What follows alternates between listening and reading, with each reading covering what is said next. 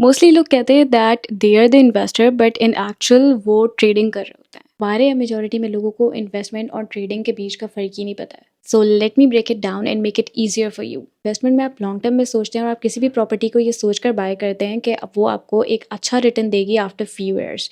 और बेसिकली आपका इन्वेस्टमेंट का प्लान कोई 5 से 10 साल का होता है या किसी का इससे ज़्यादा या इससे थोड़ा कम भी हो सकता है। जबकि ट्रेडिंग में आप प्राइस की मूवमेंट पर बेट लगाते हैं और इट कैन बी लाइक 10 दिन भी हो सकता है, 15 दिन भी हो सकता है, इवन मिनट्स एंड आवर्स के लिए भी आप ट्रेड लगा सकते हैं। जब आप इन्वेस्ट करते हैं वहाँ पे भी अप्स एंड डाउन्स होते हैं और आपको पेशेंस चाहिए होता है। वेयरएज़ अगर आप ट्रेडिंग भी कर रहे हैं तो आपको प्राइस की मूवमेंट देखनी पड़ती है और वहाँ पर भी आपको बहुत विजिलेंट होना पड़ता है और एक एक्टिव वॉचर बनना पड़ता है।